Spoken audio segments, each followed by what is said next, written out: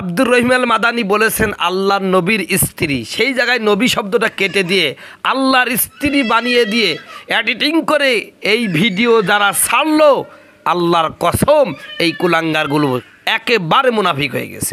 মর্যাদাপূর্ণ আল্লাহর স্ত্রী, মর্যাদাপূর্ণ আল্লাহর স্ত্রী খাদিজাতুল কুবরা রাদিয়াল্লাহু তাআলা আনহা শুধুমাত্র আব্দুর রহিম আল মাদানীকে অপমান করতে চায়, তাকে বোঝাতে চায় যে তোমারও ভুল হয়। এইটা প্রমাণ করার জন্য তাদের বুক কাঁপলো না। তারা বলে আবার নাকি ইসলাম কায়েম করবে, তারা নাকি আবার হুজুর, তারা নাকি মারা মাওলানা মুফতি। তুই কেমন মাওলানা মুফতি? আল্লাহর নবীর স্ত্রী এই শব্দ থেকে নবী শব্দটা তুই কেটে দিলি কীভাবে? এটা কোনো কাফের কুফারেরও তো সম্ভব না। সি সি সি সি একজন মানুষকে হেনস্থা করা যায়, অপমান করি ভালো কথা, অন্য কোনো পদ্ধতিতে কর।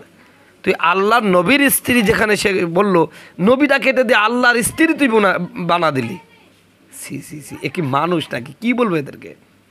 জানোয়ারের বাচ্চারা মুরতাদ হয়ে গেছি। দেখ, তোদের গুগল বাবার কাছে প্রশ্ন করলাম যে আল্লাহর নবীর স্ত্রী, এখন কেউ যদি ইচ্ছাকৃতভাবে নবী শব্দটা কেটে দিয়ে এডিটিং করে আল্লাহর স্ত্রী বানিয়ে দেয়, তাহলে তার বিধান কি? সে কি আর মুসলমান থাকবে? সে কি কাফের হয়ে যাবে না?